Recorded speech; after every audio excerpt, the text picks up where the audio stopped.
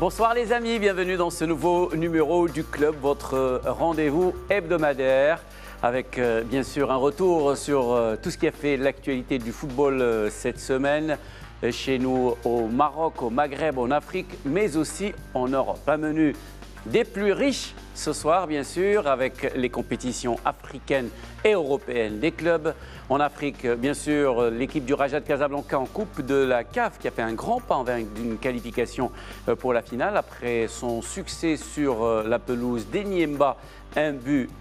On reviendra également sur les demi-finales allées de la Ligue des Champions avec El Ahly qui s'est imposé 2-0 face à Steph et qui se place pour la finale. On ne peut pas en dire autant pour l'autre favori de ces demi, l'équipe de l'Espérance de Tunis qui a chuté en Angola face à Primero Agosto. On reviendra aussi sur le congrès de la CAF, la Confédération africaine de football, avec comme sujet chaud bien sûr la prochaine édition de la Coupe d'Afrique des Nations, la CAN 2019, l'appui et le soutien de la Confédération africaine de football à Gianni Infantino en vue de sa réélection à la tête de la FIFA. Et puis, bien sûr, les résultats de la Ligue des Champions avec un Real Madrid qui a pataugé mardi soir sur le terrain de Moscou, Manchester United qui n'y arrive pas. Et puis ce soir, le Barça qui s'est imposé sur la pelouse pas très verte de Wembley, 4-2 face à Tottenham. Et puis à noter aussi la chute du finaliste de la dernière édition, Liverpool, qui est tombé à Naples. Voilà pour le sommaire. J'espère que j'ai rien oublié. J'accueille tout d'abord un revenant. Amin Rahmouni, bonsoir Amin. Bonsoir Jalel, bonsoir les amis, comment vas-tu? Super bien. Tant mieux. Qu'est-ce qui explique ton absence la semaine dernière? Je n'ai pas été invité, tout simplement. Bon, en tout cas, tu as manqué à mon acolyte de droite, Certainement Reda pendant le trajet en voiture. Salut Reda. C'est vrai, il est le Benatia de cette émission. Il choisit ses matchs. Benatia de cette émission, effectivement. Eh ben, il n'a pas bien choisi son match ce soir, puisque c'est la soirée Raja de Casablanca. Le Raja qui a fait un grand pas en vue d'une qualification pour la finale. On redoutait ce déplacement à Aba au Nigeria, des conditions de séjour. On en parlait pratiquement toute la semaine dans les médias, un petit peu partout. Et puis le Raja était pile au rendez-vous. Le Raja qui est resté sur 2 défaites face à Enyimba. Là, une belle victoire, une victoire même méritée, Reda. Ah oui, le score, il est bon. Le résultat, il est très bon. Tu ramènes une victoire d'un déplacement africain dans un match à élimination directe. C'est parfait. En demi-finale. En demi-finale, voilà, c'est rare chez nous.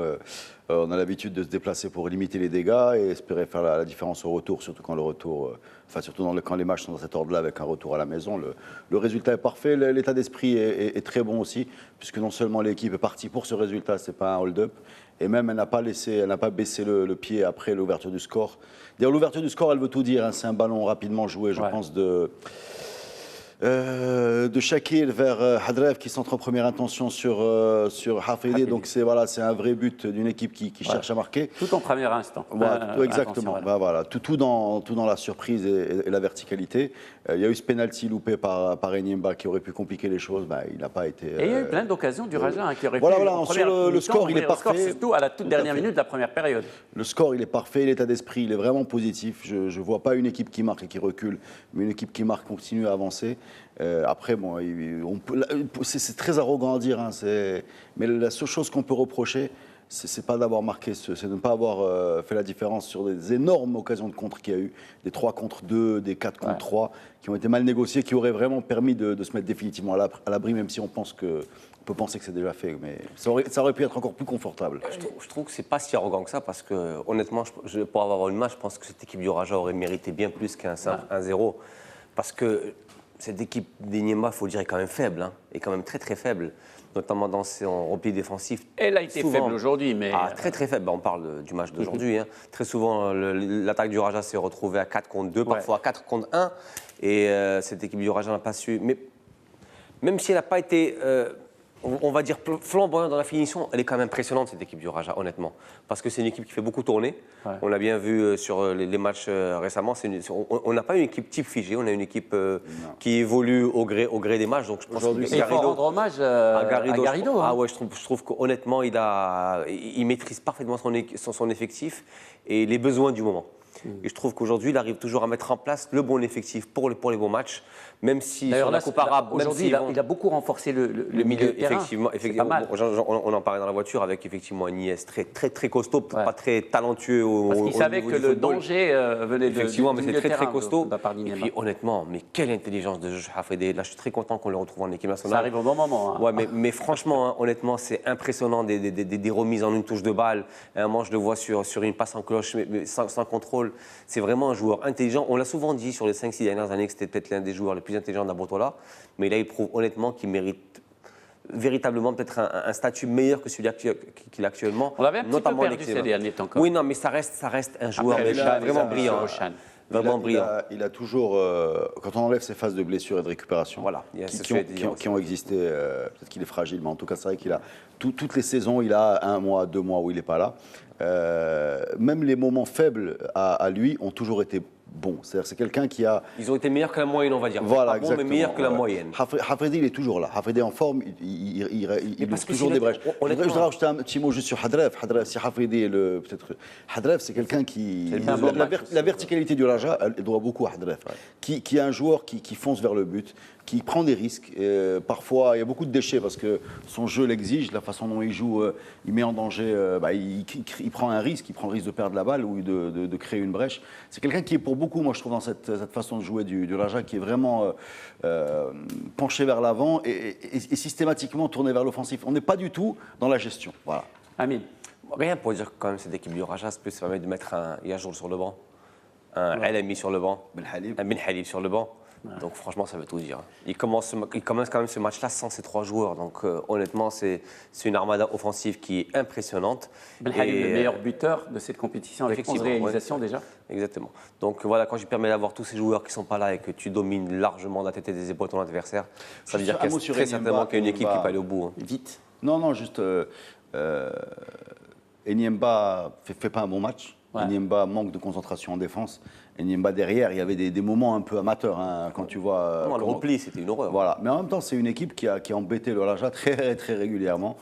Je ne sais pas si le niveau a baissé ou celui du Raja a monté, mais c'est typiquement le genre de déplacement. On en faisait des tonnes à chaque fois. Tu pars comme ça au Nigeria, le voyage, c'est pas la capitale, le truc, l'accueil, l'exemple. J'ai l'impression qu'on a tourné cette page. J'ai l'impression que je ne parle pas seulement du Raja, je parle des clubs marocains qui voyagent.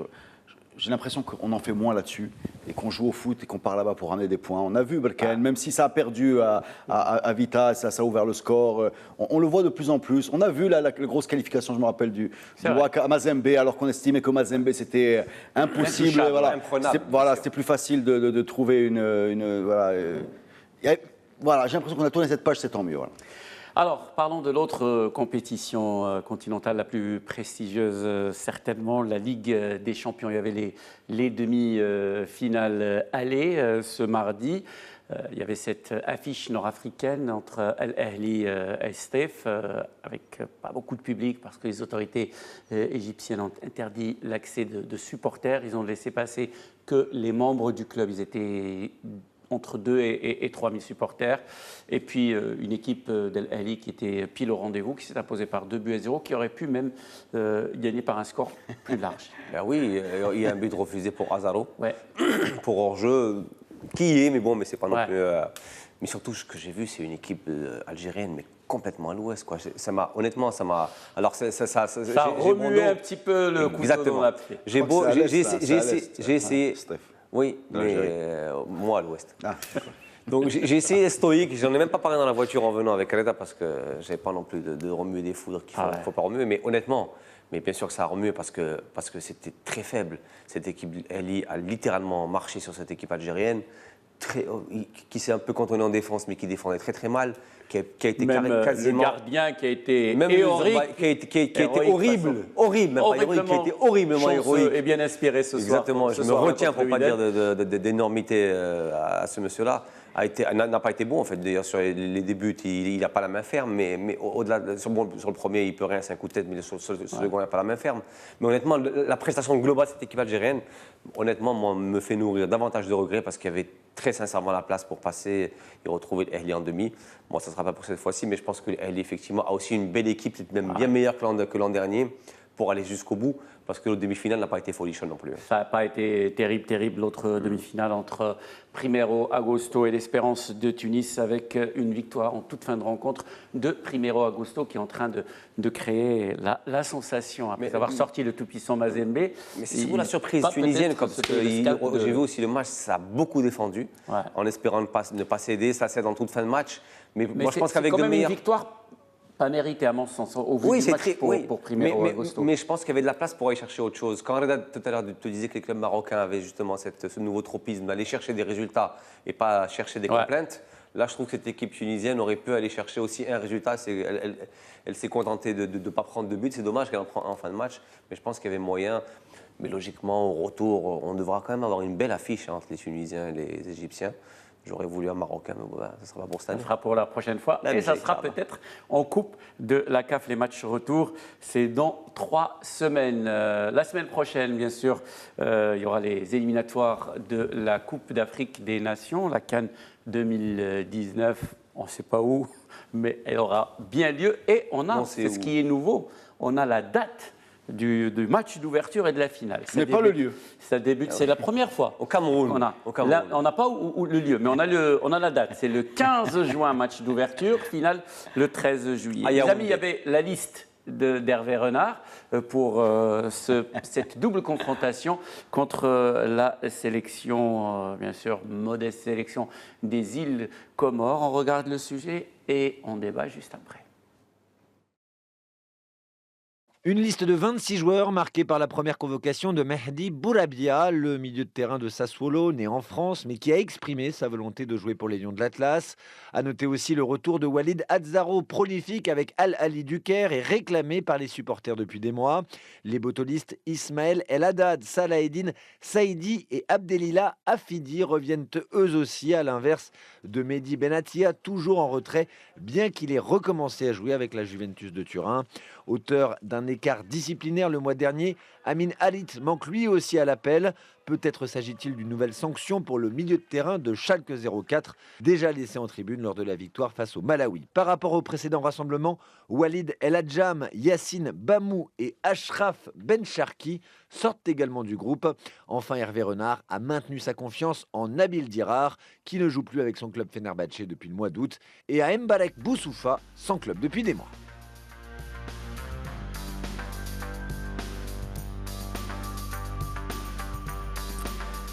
Alors, je vais commencer par Reda, un commentaire sur la liste d'Hervé Renard.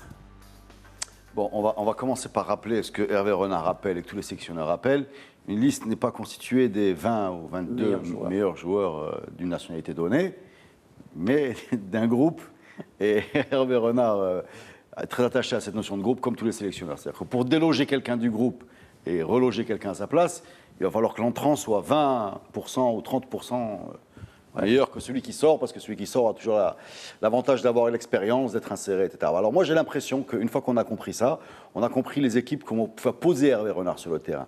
Les changements à l'arrivée de Saïdi, Haddad, Hafidi, bon, j'ai quand même l'impression c'est un mélange de tests, j'ai envie de dire un peu de diplomatie, de beaucoup de choses, mais on n'est pas devant des bouleversements qui mériteraient d'être commentés très longtemps, parce qu'en gros, Hafidi est dans le même niveau depuis des années. Saïdi, il est constant, ça fait des années qu'il aurait dû être là pour moi.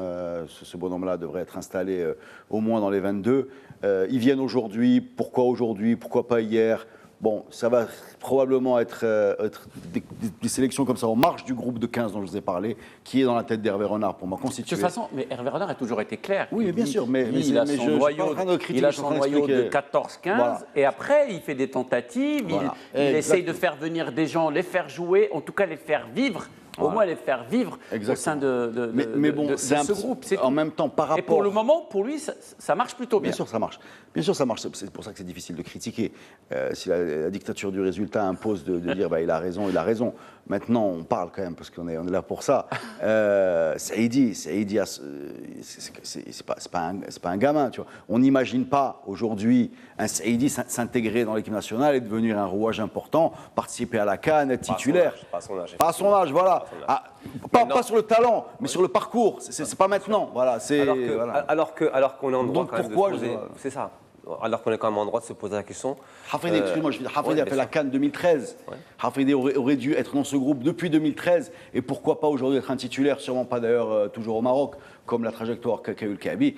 Voilà, aujourd'hui, tu fais des choses que je ne comprends pas très bien. Mais encore une fois, comme ça marche, on dit bien, c'est bien. Il faut quand même préciser une chose, c'est que Harit n'a pas été écarté pour raison disciplinaire. C'est qu'il s'est blessé sur le dernier match. Donc il n'a même pas été retenu pour le match de Ligue des Champions d'aujourd'hui.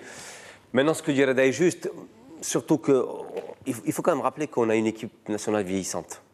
Et qu'après la CAN, il y a quand même pas mal de joueurs qu'on ne reverra plus. On a 4-5 cadres, on ne parle pas de joueurs qui forment les 23, on a 4-5 cadres que logiquement on devrait plus revoir à partir de septembre prochain, 2019. Donc aujourd'hui, il faut véritablement penser à une relève. Et je suis quand même assez dubitatif, même si je n'aime pas du tout ce débat-là, par rapport justement aux joueurs qui sont censés les remplacer. C'est quand même assez hallucinant de savoir que tous les joueurs, les 4 ou 5 Bodrolis qu'on prend, sont quand même des joueurs qui n'auront quasiment jamais leur place. Saïdi, aujourd'hui, ne remplacera pas Ahmedi en milieu de terrain, parce que Saïdi a dépassé les 30 ans. Voilà. Le Haddad, aujourd'hui, aura difficilement sa place à la place d'Amrabat ou de Ziyech, parce que c'est un peu c'est un offensif. Parce que ce sont des joueurs... Il a ramené Bourabia pour peut-être remplacer... Bourabia, c'est un inconnu. Voilà, Bourabia, je l'ai vu jouer 2 ou 3 fois avec Sassuolo. Honnêtement, c'est pas non plus... On ne sait pas. Mais ce que je veux dire par là, c'est qu'aujourd'hui, quand tu penses qu'il y a 4-5 cadres qui vont partir, on peut quand même penser que ces 4-5 cadres... Je t'arrête là-dessus. Hervé Renard, à mon avis, aujourd'hui, son optique, celle même la Fédé et celle des supporters marocains, c'est pas la construction post-CAN. C'est-à-dire que c'est une génération qu'on pousse jusqu'à la CAN et on devrait juste pour le moment avoir des rustines pour éviter les blessures ou les coups durs, parce que ça arrive d'ici la CAN. Si à la CAN, tout le monde est en forme, tu vas avoir la même équipe à la Coupe du Monde, sauf probablement... Ça sera certainement le cas. Et donc, à la limite, ce qui se passe après, c'est pas quelqu'un... C'est vrai. Il devrait. Non, il devrait, j'en sais rien. On n'est pas là-dedans. Mais bien sûr qu'il devrait. Tu as un groupe de 23, je veux bien savoir... Moi, j'adhère parfaitement à la thèse de se dire qu'une équipe nationale, c'est un groupe effectivement de 16 qui jouent et de 7 qui ne vont pas t'embêter et que par la suite que tu peux former. Maintenant, je veux bien que dans les 7, tu puisses éventuellement commencer à réfléchir dès maintenant à ceux qui vont remplacer les 5 qui vont partir. C'est le cas. C'est là où je ne suis pas d'accord. C'est le cas. À quel niveau on peut détailler le cas à quel niveau aujourd'hui? Je peux te dire rapidement. Vas-y, dis-moi. Tegnauti, je peux te parler. Mais de quel Tegnauti? Tegnauti est un gardien aujourd'hui. Les Boulou Mounier sont jeunes. C'est des garçons qui sont encore. Je parle par exemple de la charnière centrale. On est en train de préparer Naïf Agred, Aït Ben Nasser, Bourabia. Voilà, il y a des joueurs. Sur Ed Nasser, juste un petit débat connexe. Je voudrais bien quand même que. Bon, Ed Nasser, je pense qu'à Monaco, il est le plus souvent au milieu de terrain. Il est milieu de terrain. Il est que milieu de terrain. Mais au Maroc, il a été défenseur pour dépanner. Voilà. Alors moi, je voudrais bien, j'ai vu Hakimi un petit peu à Dortmund, je voudrais bien que chacun joue à sa place. C'est tout. Voilà, j'ai terminé mon intervention. Voilà. En tout cas. CF, Ben Nasser, Hakimi, tout le monde a sa place. En tout cas, parmi un peu d'ordre. Parmi les cadres et parmi de morale aussi. les joueurs qui un peu d'ordre et de la morale aussi. Et c'est là encore une fois, moi j'insiste sur ce que je dis. On a une équipe nationale à recomposer et aujourd'hui, les Botolis, je peux comprendre qu'ils sont peut-être les meilleurs à leur poste actuellement, mais dans une optique de construction de remplacement, je ne dirais pas de grand remplacement, je ne sais pas si c'est forcément les mieux, les plus aptes à aller en équipe nationale. En tout cas, parmi les cadres de cette sélection, Romain Saïs, qui bien sûr est en train de s'imposer comme le véritable successeur, en tout cas celui qui va remplacer dans la durée le capitaine Mehdi Benatia. Romain Saïs qui évoque justement cette sélection marocaine et l'importance pour lui de porter les couleurs des Lions de l'Atlas. Romain Saïs. J'ai la chance de représenter mon pays. C'était quelque chose qui me tenait à cœur quand j'ai commencé à jouer dans le monde professionnel. Et c'était une chance et un honneur de pouvoir représenter son pays. Et on se doit de tout donner sur le terrain parce parce qu'on défend les couleurs d'un drapeau, d'un pays, de toute une nation et des gens qui sont derrière nous. Donc on n'a pas le droit de tricher et j'aimerais bien faire quelque chose de grand avec le Maroc. Voilà, Romain Saïs qui revient également, bien entendu, sur la Coupe du Monde, son expérience lors du mondial, le dernier mondial en Russie. Ouais, c'était un moment de grande fierté parce que ça faisait 20 ans que le Maroc n'était pas allé en Coupe du Monde. La dernière Coupe du Monde, c'était en 98 en France, j'avais 8 ans. Et le Maroc est un pays de football et les gens là-bas vivent pour le football et on était dans l'obligation, si je peux dire, de se qualifier. Et on a vu à quel point ils étaient heureux et fiers de nous parce que voilà, on a donné le meilleur de nous-mêmes dans ces 3 matchs et pour les rendre fiers et pour faire honneur au pays. Et on a vu qu'ils nous l'ont bien rendu parce qu'ils sont venus en masse en Russie et c'était magnifique de voir autant de supporters en Russie et c'était vraiment un moment très très très important. Voilà, Romain Saïs, le défenseur de Wolverhampton. Parmi aussi les débats qui, en tout cas, et les discussions qui sont un petit peu échauffées après la publication de cette liste, 2 joueurs, Nabil Derar, qui ne joue plus avec son club depuis le début de la saison, depuis le mois d'août, le club de Fenerbahçe, et puis Marc Bossofa, qui lui n'a pas de club. Est-ce que vous comprenez que Hervé Renard continue à convoquer ses joueurs dans cette optique, Reda, que tu évoquais à l'instant, celle du commando de la CAN 2019 dans quelques mois? Oui, dans cette optique, oui, je la comprends, bien sûr, je la comprends. Je pense que c'est des cadres, c'est pas seulement des joueurs, c'est des cadres. Je pense qu'ils ont un rôle sur le terrain. Est-ce qu'on peut être sélectionnable sans avoir de club, sans jouer, sans des fois même s'entraîner? Pas éternellement, c'est une situation. Cette situation est spéciale. Il y a 2 façons de ne pas avoir de club.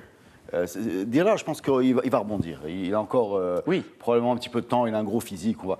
Bossofa, c'est plus douteux. On sait qu'il était pourquoi pas en contact pour revenir au Maroc. On a l'impression quand même que c'est la fin de Bossofa.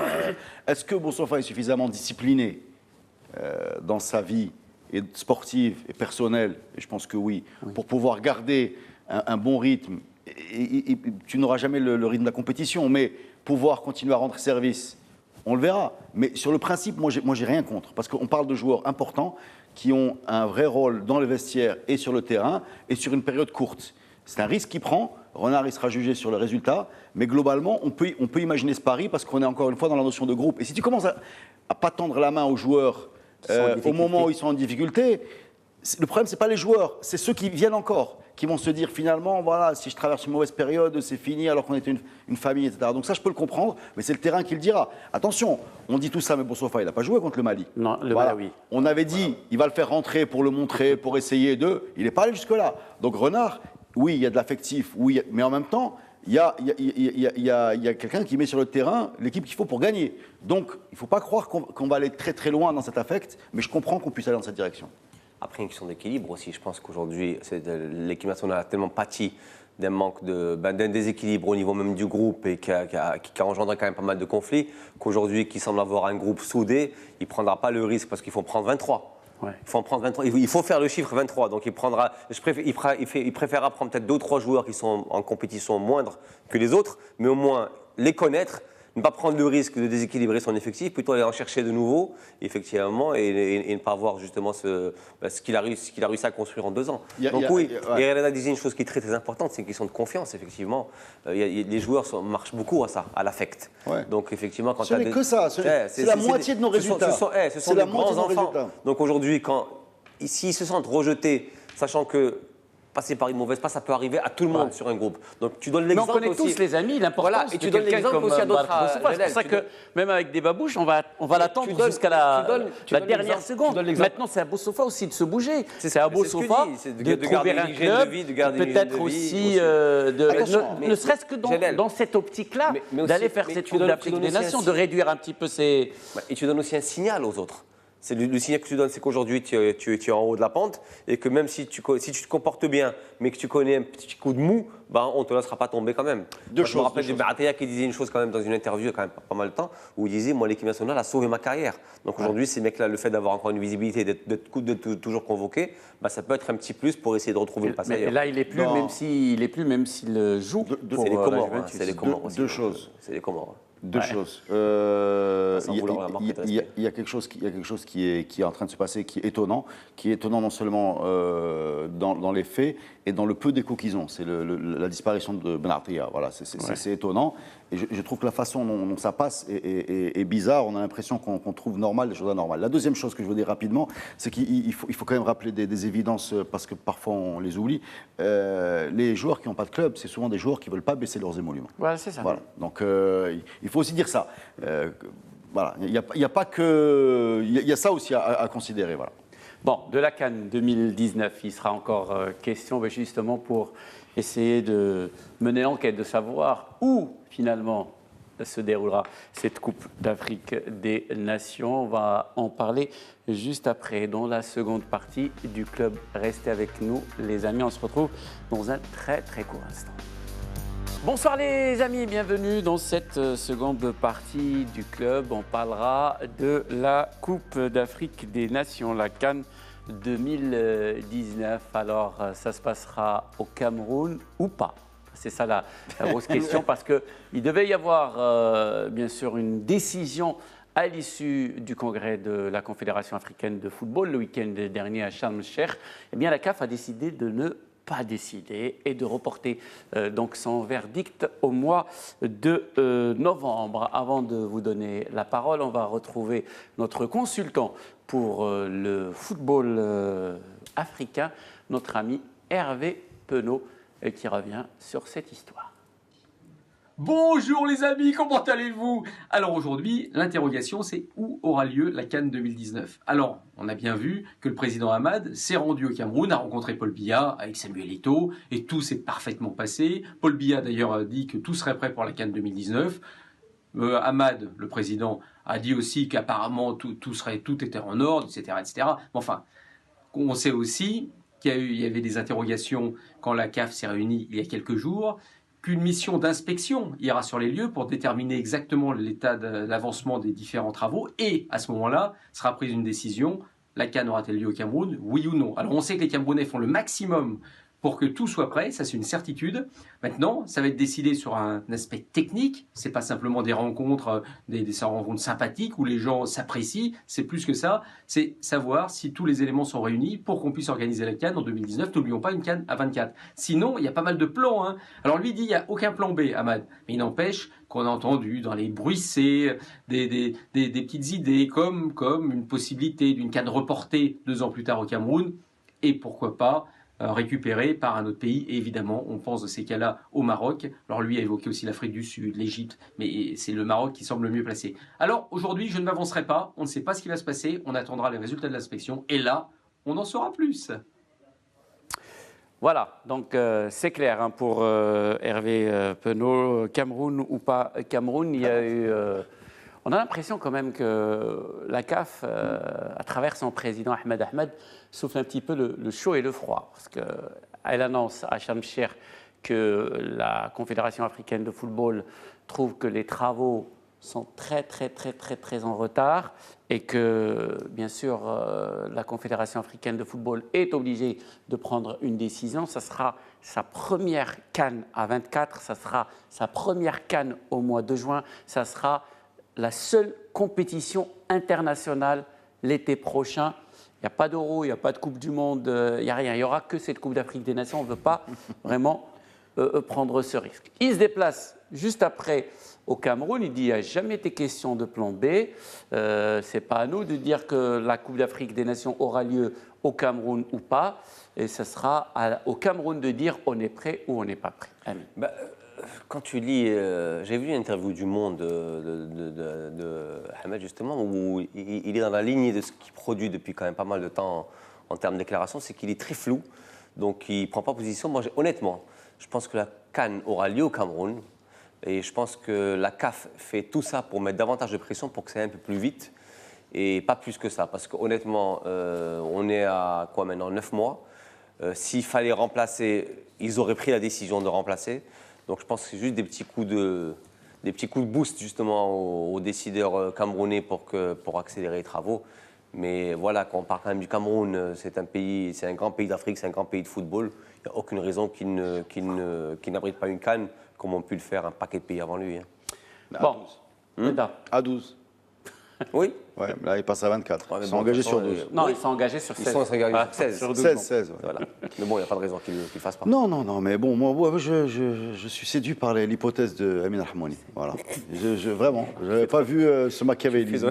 Trouve une facilité, mon ami. Non, je n'avais pas vu ça, parce que je trouve que ça s'éternise, je trouve que c'est lourd, je trouve que c'est long, je trouve qu'ils n'arrivent pas à trancher, je ne comprends pas. Et l'idée que s'il n'y avait pas de problème, il ne parlerait pas d'inspection, donc il y a un problème. Le fait de mettre la pression comme ça, pourquoi pas? J'admets ton analyse et je la suivrai et je te féliciterai si elle s'avère exacte. Et si ce n'est pas au Cameroun? Ah, si ce n'est pas au Cameroun, tu seras planté, ce ne sera pas la première fois et ça arrive à tout le monde. Et il y a aussi ce scénario, les amis. Mais j'ai pas mieux à proposer. Il y a aussi ce scénario, mes amis, un scénario de glissement en fait de l'attribution de la Coupe d'Afrique des Nations. D'abord, on dit la prochaine édition, on la donne à un autre pays qui est prêt. La CAF parle de l'Égypte, de l'Afrique du Sud, du Maroc peut-être, de donner la CAN 2021 au Cameroun. Et la CAN 2023 en Côte d'Ivoire, puisque la Côte d'Ivoire doit normalement abriter la CAN 2021, sauf que rien n'est fait en Côte d'Ivoire. Rien, il n'y a pas un seul stade qui est homologué pour abriter une Coupe d'Afrique des Nations. Moi, je me demande s'ils n'ont pas créé un monstre avec cette Coupe d'Afrique à 24. Oui. Je me demande, parce que, bon, ça va passer au Cameroun ou pas. Et puis, et c'est chaque 2 ans la CAN. C'est-à-dire que tu vas très rapidement faire le tour des pays qui sont à peu près, voilà, les pays d'Afrique du Nord, l'Afrique du Sud. Voilà, il y en a 7, 8, 10. C'est pas mal. Hein 10 pays en tournante, c'est bon. Tu as assuré au moins 10 éditions. Les 20 prochaines années. Mais c'est vrai qu'à un moment ou l'autre, il se posera le problème. Moi, j'aimais bien, sincèrement, j'aimais bien l'idée d'une Coupe d'Afrique resserrée. Parce que d'un autre côté, quand tu mets la pression sur les pays comme ça pour avoir beaucoup de stades homologués, machin, etc., on connaît un peu la mentalité qu'on a en Afrique, on essaie on a un peu la folie des grandeurs, on va faire des grosses choses pour impressionner tout le monde, même le Maroc, je veux dire, j'ai pas de problème. On est africain là-dedans. Après, on se retrouve avec des éléphants blancs, voilà, des choses qui servent à rien. Regarde un peu les stades. On était, toi et moi, à Ségou, au Mali, le stade de Ségou, et tu es retourné quelques années après. Il ne sert pas à grand-chose. Et je me demande aujourd'hui à quoi sert, par exemple, le stade d'Oyem. C'est pas pour parler c'est vraiment le stade de Brasilia, même c'est pas l'idée typiquement d'une Coupe d'Afrique déjà. Nous, on adore le spectacle, on adore la CAN. J'ai eu souvent l'occasion de croiser et d'interviewer Issa Hayatou qui tenait absolument à une Coupe d'Afrique des Nations tous les 2 ans. Il dit ça encourage, ça booste, ça encourage les pays à réaliser des infrastructures sportives et tout ça. C'est vrai, effectivement, ce qui était vrai il y a 30 ans ne l'est plus aujourd'hui. Non, chaque 2 ans, je ne suis pas d'accord. Ouais. Chaque 2 ans, c'est bon pour moi. Parce que les équipes africaines ne jouent pas beaucoup. Il y a des tours préliminaires de Coupe du Monde où les gens sautent rapidement. Ils ont du mal à réunir leurs internationaux parce qu'ils sont souvent en Europe. J'aime bien l'idée des 2 ans. Mais 16, ça suffit. Voilà. On n'a pas besoin de faire Moi, je suis entièrement d'accord. Moi, je trouve la CAN, le CHAN, moi, je pense qu'aujourd'hui, ce sont des compétitions qui sont salutaires pour des clubs, pour des pays africains, parce qu'effectivement, comme il dit, on n'aura pas l'occasion voilà, mais il faut que ça reste humain, effectivement. Mais moi, j'ai aucun... Autant je trouve que la Coupe du Monde, effectivement, avec les frics que ça engendre, la grandiloquence de la chose, il n'y aura plus de grandes nations qui la voudront très, très rapidement. Autant je pense qu'une compétition comme la CAN, voilà, à 16 ou même 24, je pense que ça se passera très très bien.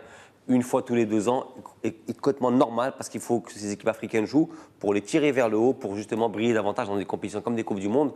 Parce qu'honnêtement, quand on a beau hurler pour avoir davantage de place, mais très honnêtement, nos prestations aux Coupes du Monde, enfin nos prestations africaines, restent quand même bien en deçà du potentiel. Parce que quand on voit aujourd'hui tous les joueurs qu'on arrive quand je dis c'est l'Afrique, qu'on arrive à exporter, au niveau national, on n'arrive pas justement à briller dans les compétitions. Reste la possibilité, là je fais un rêve africain, excusez-moi, c'est à la mode, d'utiliser cette CAN pour unir les voisins. quel qu'il soit en Afrique, où il y a beaucoup de conflits entre voisins. Très énervé, effectivement. Il y a beaucoup de conflits entre voisins, et voilà, pourquoi pas faire des cannes conjointes. Je sais que Mais on va s'acheminer, Et moi, je trouverais ça bien si au moins ça permettait de rapprocher les voisins. Et Dieu sait s'il y a des voisins qui se font la gueule en Afrique, il y en a dans tous les coins du continent. Bah, si ça pouvait, mais c'est vrai, ça pouvait servir à ça. Ça serait le football dans sa plus grande noblesse. En tout cas, le football africain a choisi son candidat pour la présidente de la FIFA, le même, qui occupe le poste aujourd'hui, Gianni Infantino, qui sera soutenu par la CAF, la Confédération africaine de football. Un soutien total à Infantino et ils s'en réjouissent, le patron de la FIFA.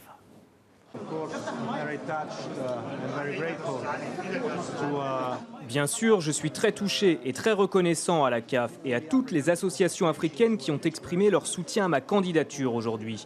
Il est très important que nous puissions travailler ensemble. Il est très important que nous puissions continuer ensemble. Il ne s'agit pas uniquement de position ou de titre. Il s'agit de travailler. Il s'agit d'obtenir la discipline nécessaire, de mettre en place les actions nécessaires pour que le football africain prospère. Nous connaissons tous les atouts du football africain, sa passion, son talent, et nous savons ce que nous devons faire pour faire progresser le football africain. Nous devons nous concentrer sur le développement du football, nous devons nous concentrer sur l'infrastructure, nous devons nous concentrer sur les compétitions CAF, les compétitions par équipe nationale, et nous devons travailler tous. Et à cet égard, il est essentiel de pouvoir travailler main dans la main avec les nations africaines et de progresser sur ces projets communs. Together, and in this respect it's crucial to be able to work hand in hand with the African nations and to move ahead on a common project. Et la CAF s'est exprimée également, exprimé ce soutien officiellement sur la voie du vice-président de la Confédération africaine de football, président de la Fédération royale marocaine de football, Fawzi Larjab. موقف الكاف كان واضحا فيه دعم. La position de la CAF était claire depuis le début. Nous soutenons Gianni Infantino. Ce soutien est intervenu après des discussions avec Infantino et les membres du comité de la CAF. Je pense que la plupart d'entre nous aujourd'hui est convaincus par les changements apportés récemment par Infantino et par tout ce qu'il a été décidé de mettre en œuvre dans un proche avenir. Ce travail vise à améliorer le football et à minimiser le fossé entre le football africain et d'autres continents plus prospères.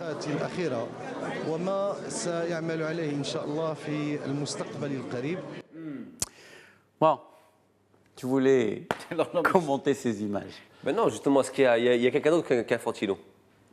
Comment? Est-ce qu'il y a un candidat déclaré? Ah, pour l'instant, non. Donc autant supporter celui-là. Non, bah, peut-être qu'il y aura quelqu'un d'autre. On ne le connaît pas, donc pour l'instant il n'y en a qu'un seul, donc autant être avec lui, quoi. Mais La vivacité avec le Infantino, l'empressement qu'il a à se succéder à lui-même, associé à la vitesse à laquelle il a obtenu le soutien de l'Afrique, me semble l'autoroute vers la blatérification de ce brave homme. J'ai fini. De ce bravo, l'institution. Non, de ce brave homme. Il se blatérise. En fait, tu as résumé avec deux jolies phrases que je viens de dire tout à l'heure. Il n'y a que lui. Non, parce Il n'y a vraiment que lui. Amine, j'ai deux bonnes nouvelles pour toi. On a commencé l'émission par une mauvaise. Le WAC est passé. C'est le Raja qui est en demi-finale. Mais non, c'est une très bonne nouvelle. Tant que c'est pas la Ligue des Champions, tant que c'est pas la Ligue des Champions, c'est pas grave. En tout cas, la bonne nouvelle, c'est la qualification du Wydad pour le prochain tour de la Coupe du Trône.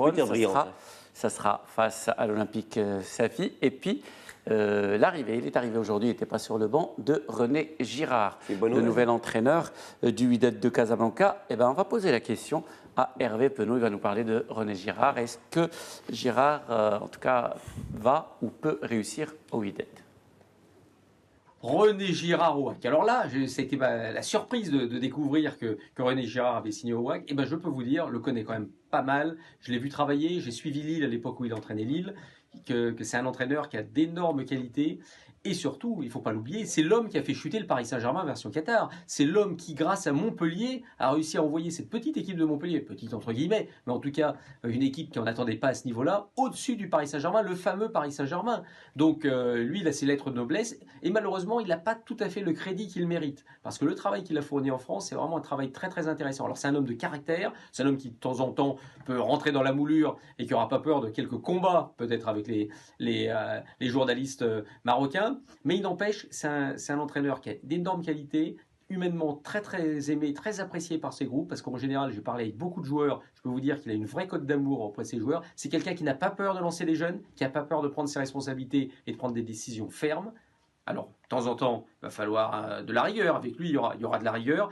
Mais je pense que le WAC a fait vraiment un super choix. Il faut savoir aussi qu'il était pressenti pour prendre la sélection ivoirienne. Et puis finalement, bon, ce n'est pas lui qui a été pris, mais c'est quelqu'un qui laissera pas indifférent, je pense, et qui pourrait marquer son passage au WAC. J'ai hâte, en tout cas, de voir ce qu'il va donner là-bas, parce que c'est quelqu'un aussi de revanchard, parce que depuis Lille, il n'a pas travaillé. Il doit avoir un très trop-plein, j'allais dire, beaucoup d'énergie, disons, et de l'énergie à revendre. Et ça risque de faire des étincelles. Je pense que le WAC a fait vraiment un bon choix avec René Girard.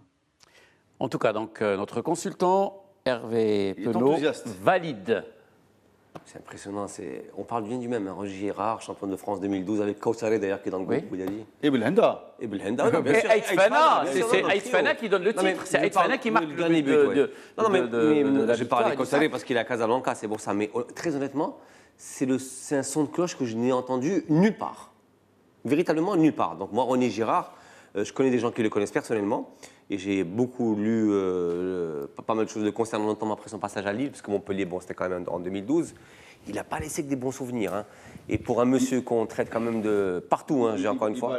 Il domine le PSG version Qatar, c'est ce que dit Hervé, mais c'est la première saison de la version Qatar. C'est l'expérimental. Le projet n'est pas installé, c'est juste Pastore. Mais surtout, mais voir Montpellier gagner le titre de champion, c'est extraordinaire. Ce bonhomme-là, je ne le connais pas. Mais de toute façon, René Girard, je pense, pour lui d'être, c'est bien. Bien à quel niveau?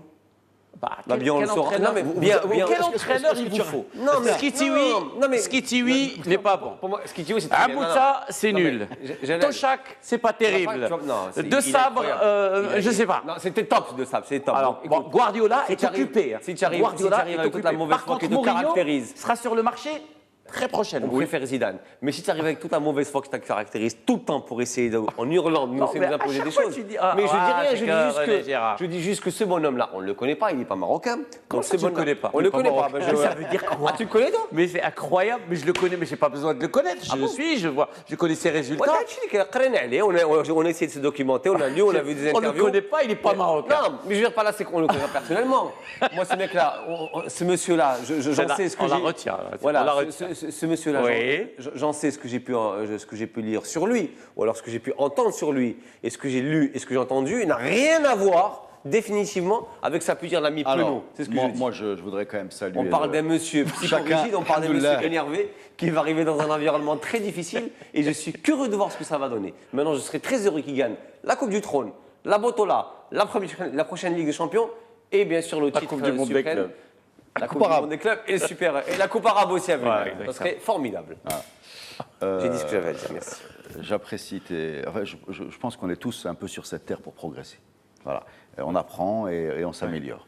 Rahmouni avait l'habitude de faire la guerre aux entraîneurs du WAC qui gagnaient. Mais c'est quand même maintenant, il fait l'entraîneur du WAC qui arrive. J'ai fait la guerre à personne. Il est là physiquement. Il est arrivé aujourd'hui. Il arrive aujourd'hui. Physiquement. Mais je n'ai fait la guerre à personne. Je dis que ce monsieur-là, par rapport à ce qu'on a. Oh là là, vous êtes incroyable. C'est une horreur. On finit. Mais tu fais dire des choses que je n'ai pas dit dans sa vie. C'est incroyable. Donc tu as lancé ton affaire. Très bien. Dis-nous qui tu veux. Dis-nous qui tu veux. Mais je veux lui, c'est très bien, je dis juste que je ne connais pas. Mais dis-nous qui tu veux. Je veux lui, René Girard, je dois en avoir. C'est bon. Non, maintenant, sérieusement. Rapidement, parce qu'il faut parler de Ligue des Champions aussi. Sérieusement, il y a quelques alertes.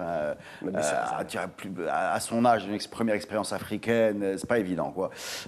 Tu viens comme ça dans un pays que tu connais pas, un championnat que tu connais pas, à un âge où, bon, tu deviens un peu campé sur tes certitudes, avec un côté un peu psychorigide, bloqué sur très susceptible. Voilà. Il y a beaucoup de clignotants. Il y a beaucoup de clignotants, voilà. Moi, j'attends de les voir en œuvre pour les faire passer au rouge ou au vert. Donc je vais laisser Rahmouni déclencher sa croisade avant moi.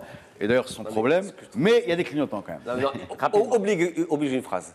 Tu relèves pas tout ce qu'il vient de dire. Je trouve ça drôle. Non, mais c'est la première. Mais moi, j'ai trouvé ce que tu disais, toi. Je trouvais ça très drôle. La Ligue des Champions, les amis. Il y avait des matchs hier soir. Et aujourd'hui. Et ce soir, exactement. Avec, bien sûr, les deux finalistes en difficulté. Le Real Madrid qui s'est incliné face au CSKA Moscou sur la pelouse du stade de Luzhniki 1-0, mais un Real Madrid décimés quand même par les blessures. Ce soir, le Barça a fait une démonstration quand même de force sur la pelouse de Wembley. Une victoire 4-2 face à Tottenham. Et puis Naples, le Naples de Carlo Ancelotti qui a fait tomber aussi Liverpool. Rapidement les amis. Rapidement, j'ai rarement vu Liverpool malmené comme lors de cette deuxième mi-temps, y compris contre Chelsea. Ils n'ont jamais été... Ils prenaient l'eau pendant la deuxième mi-temps. Ils ont été submergés par les vagues bleu ciel de Naples. C'est un score mérité. Et ça va être compliqué. Ce groupe va être compliqué. J'ai l'impression que, d'ailleurs, je pense de tête, il n'y a que 2 équipes qui ont gagné leurs 2 matchs. Je pense que c'est la Juve et le Barça.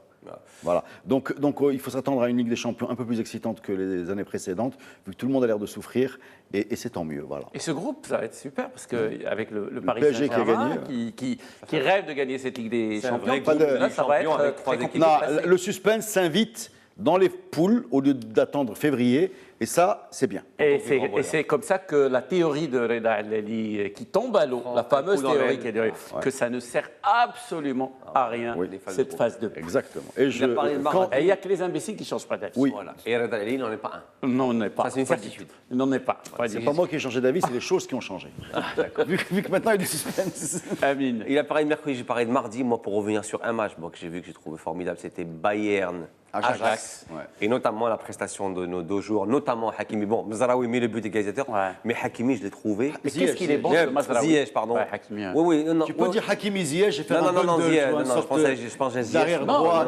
Ziyech, pour la Ziyech, bonne et simple raison, il s'appelle Voilà. Hakim Ziyech. Voilà, Hakimi. Pas Hakimi Merci, Ziyech. merci de venir à mon secours sur ce. pour Toujours, ce je serai là horrible. toujours. Merci. Non, honnêtement, il a fait un match parce que il a l'habitude de briller avec l'Ajax sur un championnat qui, à mon sens, encore une fois, est un championnat en bois, qui est le championnat hollandais. Oui. Maintenant, quand tu tapes le Bayern avec un milieu de terrain super costaud et que malgré ça, tu arrives notamment à Un Bayern qui traverse quand même une petite. mais c'est un beau Bayern. On peut sortir le milieu de terrain des noms, Ouais. et malgré ça, je trouve qu'il a surnagé. Il a fait surtout un travail défensif incroyable sur son côté droit. C'est vrai, il a beaucoup défendu. Et quand tu le vois physiquement. Ça, c'est nouveau chez lui. Hein. Justement, je le voyais à la 79e minute, un repli, honnêtement, où il déboule de 60 mètres. Mais donc ça fait une palette beaucoup plus large que d'habitude.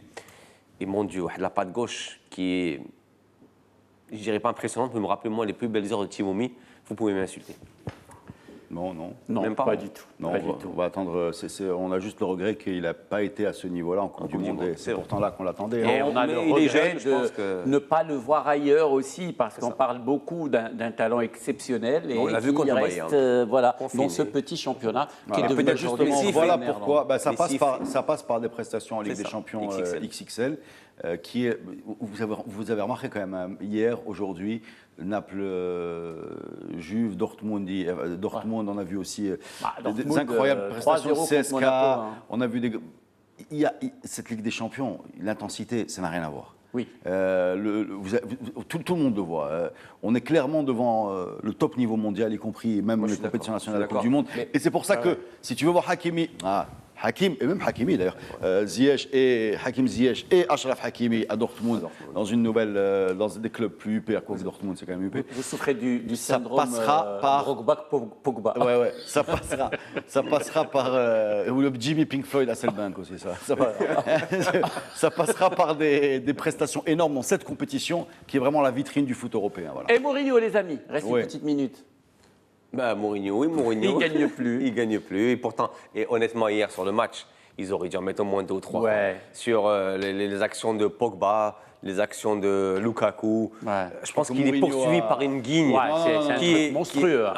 Honnêtement, dans la construction, dans l'intensité qu'il a mis. Ils ont tout fait. D'ailleurs, c'est incroyable pour un public aussi exigeant et énervé que le public d'Old Trafford. Encore une fois, hier, en sortant, tout le monde applaudissait.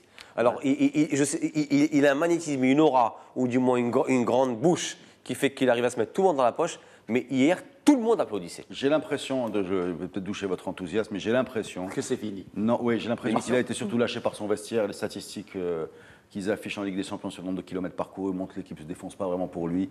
Il y a peu d'intensité dans les matchs que joue l'équipe. À part un joueur qui est perdu. On va voir. J'ai peur que Pogba, et de façon, ce qu'il a fait à Sanchez, lui mis à dos.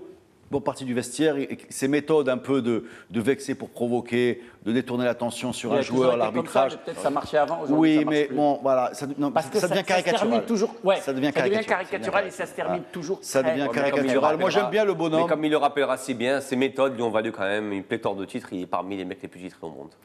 Merci beaucoup. Le problème, c'est le excuse-moi, c'est soin nous- de finir quand bien même, finir, voyons. et de bien finir Parce que j'ai failli finir sur le Wydad de sa brillante qualification face à Tanger en Côte d'Ivoire. cette Je me suis émission. retenu. Merci beaucoup, Amine. Merci Reviens, beaucoup à toi, reviens. cher ami. Reviens la semaine prochaine. Tu nous as fait Si tu beaucoup m'invites, rire. je te promets. Tu nous as fait beaucoup rire. Je suis ce un soir. garçon poli. Tu m'invites, je viens. Eh Tu ben, m'invites pas, je ne viens pas. Tu es invité. Non, mais Rapidement. il faut qu'on y aille parce qu'il a rendez-vous avec René Girard pour lui expliquer qu'il peut repartir là. Il peut repartir avant son premier entraînement demain matin. Il va lui expliquer ça tout à l'heure en rentrant à casa. Il l'attend au café. En tout cas, René Girard, on t'attend sur ce plateau. Viens, il va t'expliquer comment tu vas pas réussir au Wydad de Casablanca. C'est la fin de cette édition du club. Mais merci d'avoir suivi. Merci à toute l'équipe technique et à notre réalisateur ce soir. Et comme chaque mercredi, Driss Tchba. Ciao les amis, à mercredi prochain, Inch'Allah.